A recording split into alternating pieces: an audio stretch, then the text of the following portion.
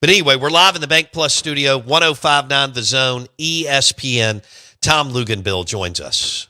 National college football analyst with ESPN, ran ESPN recruiting for 15-plus years. He joins us on the Farm Bureau Insurance guest line, and the show is driven by your next GMC Sierra truck at Fowler GMC, Pearl Brandon. National Signing Day is totally different than it was just a few years ago, isn't it, Tom Luginbill?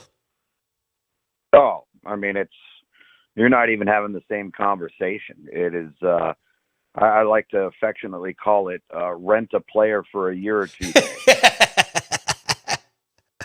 Because, I mean, in all seriousness, the reality that 60% of these guys will be on the roster that they sign with within 2 years is not very likely. Right. And so, you know, it's what it's turned into now is obviously there's so much money involved. Then you got to keep them happy. You got to play them right away. Then if you do and they perform well, then you're going to have to pay them more to keep them. And if they don't play right away or they don't perform well, they're going to leave. So now the established relationship that you've had when you've been recruiting this, you know, player, whoever it may be, from the age of 15, you need to be prepared to be able to circle back on that guy, or 20 guys, or 50 guys, or 100 guys with your staff when he goes through the cycle again. So it's literally just the beginning of, you know, the next 3 to 5 years, and a guess on how many times each individual player is going to go into the portal.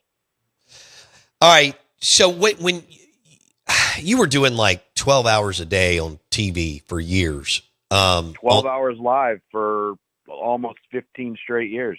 Wow. All right.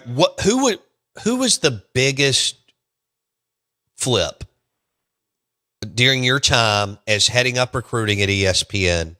Like the day of signing day, is there one that like a top 10 or 20 or 50 player that flipped on signing day, probably from one power to another? Well, hell, it may have been Dion doing what he did with Travis Hunter, but that one or another one. Go ahead, Luke. Yeah, I think Travis Hunter was a big one, and it's recent and it comes to mind. But one that made a statement because it was so public. Do you remember offensive tackle Cyrus Quandro? I don't. Okay, so he was a kid out of Maryland. He makes his official announcement with us on live TV, and he announces Auburn. He gets off the stage, walks up to his head coach, and says, "I don't want to go to Auburn. I want to go to Alabama." Oh, I remember that now. Okay. So he makes the announcement. Auburn's expecting to get the national letter of intent. He gets off the stage, sends his national letter of intent to Alabama, and then Auburn finds out about it publicly. Oh. And then he ends up being a 3 or 4 year starter or whatever it was. I think fairly high draft choice. Right. But that one was, you know, a fairly big one just because it was just such a big deal. Now, this wasn't necessarily a flip, but Landon Collins at the Under Armour All-American game from Louisiana, sitting there with Darinoka at halftime. He's got his whole family there. He announces he's going to Alabama, and his mom freaks out.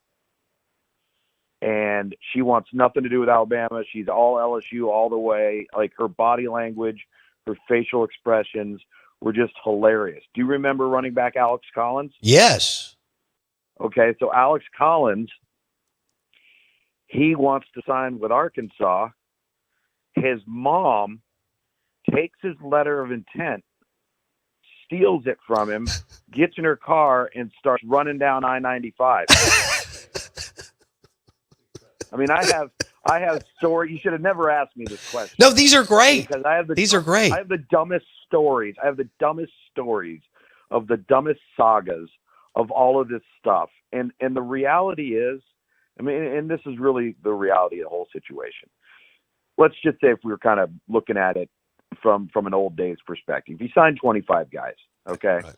If you hit on 60% of them or more, like you feel like you've done a pretty good job. A great job. That means you're going to miss. Yeah, that means you're going to miss on roughly 10 of them. Yeah. The question then becomes, which 10 are you missing on? Yeah. Are they all the top graded guys in your class? Because if they are, then that middle tier and bottom tier better be damn good, underrated, and develop into great players, right?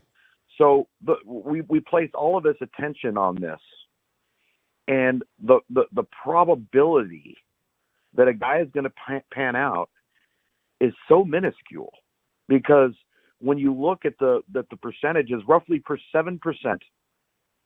7% of anybody that plays high school football will have a chance to play college football on scholarship or non-scholarship at whatever level we have. So NAIA, Division III, Division II, all the way up. Okay, 7%. All right. Of that number, okay, roughly 0.4% will actually play in the National Football League. So we talk about these guys and we look at them on paper and we try to project. The reality is you don't know. Right. It is the biggest crapshoot of all time. I mean, you look at the quarterback position alone, trying to be right on those guys is darn near impossible. And that's what makes somebody like Lane so special. I mean, good Lord. He hit on Trinidad Chambliss. I mean, or somebody in his... Because he did his homework. Right. He did his homework. That's the thing. Somebody saw Ferris State, saw Division II. Well, we don't need to deal with that guy. Right. He looked. And so... And I think, the other thing, too, and I have found this not just in my time in professional football before I joined ESPN in 2005, but with a high school athlete, the more you can find out about who the kid is, forget the physical abilities, forget all of that stuff. Like, the more you can find out about his temperament, the more you can find out about his work habits, the more you can find out about his intelligence. And all of these things that I'm mentioning have nothing to do with watching film. Right? Those are the things that you have to really feel convinced about if you're expecting a guy to pan out. Tom Luginbill with ESPN on the Out of Bounds show and the Farm Bureau Insurance guest line. Do you remember, I mean, I know you do, but you said 2005. I don't know if Tebow was an 2006, but do you remember the Tim Tebow? Because 2006 was our very first class. Got it. After me and my crew got hired. So that was Mitch Mustaine, Jevin Sneed, Tim Tebow, Matt Stafford. That was just some of the quarterbacks in the class. That was also Percy Harvin's class. Good grief. There were some pretty good ones in that class. And then the following year, like the 2007 class, I think that was Joe McKnight. Yeah. And Jimmy Clausen, and who was the big tall kid that played quarterback at Arkansas? Matt Jones? What was it? No, after Matt Jones. Matt. Okay. Played for Bobby. Gosh darn, big, tall, long. Mallet. Played the NFL. Ryan Mallet.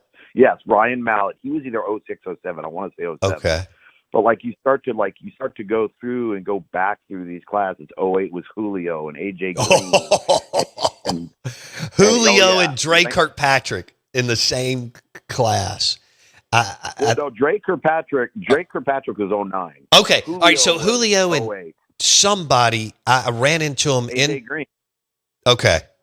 But those were the 08 receivers. There was some big, I ran into Julio and somebody else from the state of Alabama the year that they were signing at a restaurant, but I don't remember who the other kid was, but he was a hell of a DB. All right, Tebow, that was crazy, right? Because he was down to Mike Shula at Alabama and Urban Meyer at Florida. Do you remember that, Luke's? Oh, yeah, I remember the whole thing. He was homeschooled and, hadn't really been, socialized, if you will. And, now he's in the thick of obviously the recruiting washing machine. I actually broadcasted his game that year when they played Hoover at Hoover. That was one of my early broadcasting experiences when we were just getting started. But oh yeah, dude, I remember that's the thing that's actually been fun over the years is when we had high school matchups on a Thursday or Friday night and they would feature like the highest profile guy in the class. We Yeah. always get them on air each and every week, and still do it to some degree. It's just not as easy to do now. And but yeah, oh yeah, dude. I mean, you're talking about. I mean, if I went through our database and just like clicked, all right, 2000. In fact, while I'm sitting here talking to you, I'm going to do it. Let's see how many evaluated players that we would have. 47,000 players in 20 years. Wow. That have been graded. There it is. I'm looking at my database right now. 47,000 players. Luginbill was hired in 2005. His first class was 2006, which was Tebow and Matthew Stafford, among others. And Matthew Stafford was unbelievable. I don't think people understand how damn good he was at Georgia. Good grief. And how freaking awesome he's been in the NFL at Detroit and LA. If you remember, 2009 was Aaron Murray and Matt Barkley. Oh yeah, remember those were the two high profile names in that year. And then quite possibly one of the most disappointing, toughest to rank classes was without question 2010. Without question. Really? It was 2010. For whatever reason in that cycle, hardly anybody panned out. We had the most difficult time trying to figure out who the heck are we going to put at number one. And it wasn't one of those classes that you just sat there. I mean, so Ronald Powell, Jackson Jeffcoat. Now Dominic Easley ended up being a great player. Jordan Hicks ended up being a great player. Remember Auburn running back Michael Dyer? Yes. Yeah. So okay, Robert Woods was in that class. Matt Elam ended up being a first round draft choice. But there's a ton of guys that just didn't pan out. Marcus Lattimore, though, was in that class. He was a top 25 player. Damn, you talking about a player. Woo! Yeah, oh yeah. But it was the 2009, 2010, 2011 classes that shaped Steve Spurrier's successful run there at South Carolina, because in those 3 years, you had Stephon Gilmore, DJ Swearinger, Jadeveon Clowney, Marcus Lattimore, Connor Shaw, and Alshon Jeffrey. That's just some of them. They all signed with South Carolina. Damn. I don't know who Spurrier had on staff, but he had somebody that was grabbing some dudes. And wow. Connor Shaw was a hell of a football player. He may not have been NFL, but that dude could ball out on a Saturday. Yep. Damn. Yep. And Steven Garcia was in those 3 years. Yeah, too. He's a crazy man. We've had him on the show. That guy's hilarious. But I mean, he's day to day. Tom Luginbill, national college football analyst with ESPN. Can you imagine if Reggie Bush would have come along in let's say you'd have been there for about 4 classes, Luke's. Can you imagine if Reggie Bush would have been like in the 2009 class? How crazy that would have been. Oh my goodness. Well, forget about it. Imagine the cost of doing business if he would have been in the NIL era. Like the NIL era alone. Oh. I mean when you think about what's happened to this sport, think about all of the legendary teams, legendary performances, legendary careers that would have not occurred where they did occur at. Right. How would you have kept everybody together? Oh. How would you have been able to maintain the entire team? You wouldn't have been able to do it. No. You would have a history of college football that would be unrecognizable to what we've lived. No doubt. Tom Luginbill on the show started at Georgia Tech at quarterback with ESPN for 20 years. Lugs, I'm sure you did this too. Brad Edwards told me about going out to Southern Cal during Carroll's days, and that Pete would go ones on. They had so much depth, and you can't do this now. They had so much depth. I don't remember if it was like 02, 03, 04, but when they were rolling, as you remember, Luke, he said on Tuesdays, Pete Carroll had so much depth, he could go ones on ones during the damn year. Luke's. Think about that. Not worried about anybody getting hurt because if somebody does, the next guy just plays. Exactly. Oh, yeah. That was the 03, 04, 05 years. Yeah. But think about it. That team as you know it and as we experienced it would not exist today. No. We'll never have Carol at Southern Cal, Urban at Florida/Ohio State, and Nick at Alabama teams again. Or in Kirby right at the very end. No, exactly. Right. That's exactly right. Tom Luginbill on the Out of Bounds show. All right, let's we could do this for a while, but let's switch gears. Lugs, Mississippi State's a program that's trying to get back to winning. And Bralan Womack was committed to Auburn. Now he's committed to Mississippi State. Yep. We'll see if he hangs in there. But he's a 4 or 5-star kid out of Hartfield Academy.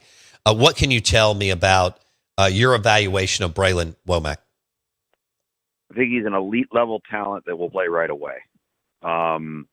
We've seen guys like Dijon Lee at Alabama in this last class that had played and started a lot of games for them.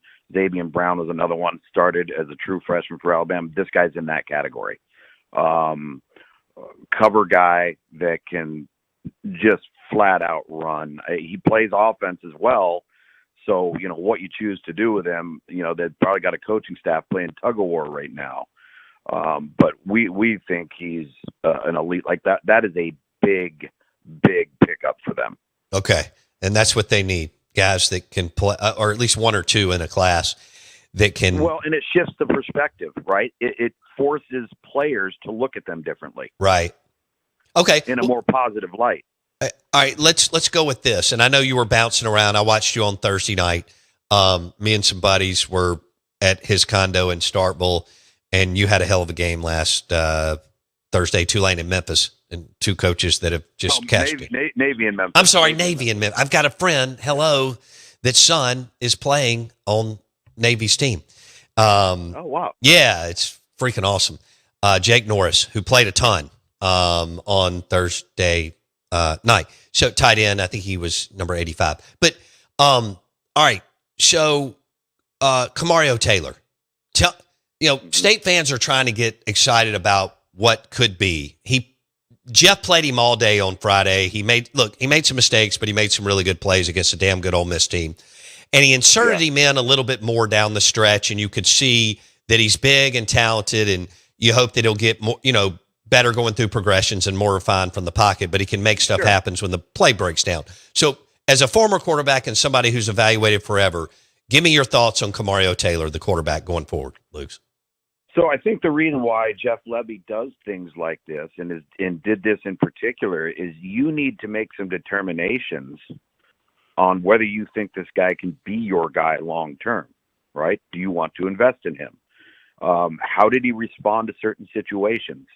How did he respond to a mistake? Was he be able to flush it, shake it off, and play the next down without being impacted by it? How did he process? How quickly did he process? Did he get from point A, B to C and do so in a timely manner? Were his mistakes catastrophic? Were his mistakes coachable? Like that sample size of what they did with him, I think was very purposeful because you have to get the quarterback position right. And until you play a guy, you don't really know. I mean, right. I'll be perfectly honest with you. I think Michael Van Buren has a chance to be a really good college quarterback. He was thrust into duty for Mississippi State last year, thrust into duty for LSU this year. He actually has a lot of traits that are similar to Trinidad Chambliss. And so you look at him, you're like, okay, that guy kind of has a chance. Well, now you have a sample size to really dig deep. And I think that's what Jeff Lebby's doing with Kamario Taylor is, could this guy be the guy? Does he have the mental temperament? Does he have the mental toughness? And you don't know those things until you put him through the fire. Okay. Yeah, I thought he handled it well, considering, and played well down the stretch. I mean, good Lord. I know Arkansas wasn't a good team, but they were down by 17. Shapen got knocked out of the game, Luke, and he let him down for 2 touchdowns. If you're a true freshman on the road in the SEC, I don't care who it is, that impresses me. You agree? Exactly. Absolutely. The game is so hard just on its face. Then when you try to think about somebody that doesn't play, that is a freshman, that is right out of high school, and you have to consider all of the things that have to go right around that guy. Right. Right? whether it's during the week game planning to try and make sure that we really taper down the game plan for a less experienced guy, then the play calling, then the people around him making plays. And maybe sometimes when you have a young quarterback, you need somebody to make a spectacular play, right? Does he get that? Does he not get that? Like, there are so many variables that are involved in that you just need the stars to align sometimes. Tom Luginbill on the Out of Bounds Show. I've got a couple of minutes here. Let's hit Brian Hartline for 1 minute, 2 minutes. He just took the South Florida job. He was the OC this year after Chip Kelly left, played in the NFL. Tell me what you know and like about Brian Hartline. Well, I know he recruits Florida, so he's going to be intimately familiar with the landscape. First of all, he's taken the job at a great time. I mean, that job has so much access to athletes. I agree. They're going to have an on-campus stadium within the next 2 years. They have a great bounce back attractiveness, meaning like if a Power 4 guy or something decides to go somewhere else, they are a great bounce back program in the transfer portal. I think the fact that you can get people into school, they've got a pretty darn good for a group of 5 school. They're up there close to 10 million in NIL. And so there's some resources at play. So this might turn out to be one of those marriages that just is timed right. Wow. All right. I think it's a hell of a hire. And like you said, the ties to Florida and South Florida to me can be top 2 or 3 G5 program in the country. All right, dude. Bo, real quick, just think of this. If what's his name that just took Alex Golesh just takes Auburn. Yeah. He ain't taking the Arkansas job. He would have stayed at South Florida. That's all you need to know right there. Yeah. Right there. Boom. Yeah. Hey, have we'll hook back up in a couple of weeks, all right? Sounds good, brother. Appreciate you. All right, buddy. Tom Luginbill on the Out of Bounds Show. ESPN 105.9 The Zone. Brought to you by Bank Plus. It's more than a name. It's a promise. We're live in the Bank Plus studio. Bank Plus, it's more than a name. It's a promise. This is ESPN 105.9 The Zone. And lunch today is brought to you by the Bolognese at Taste Italian Kitchen in the Renaissance. Is the show already over? I thought we had another hour. Damn. My mind's like mush. We'll see you tomorrow.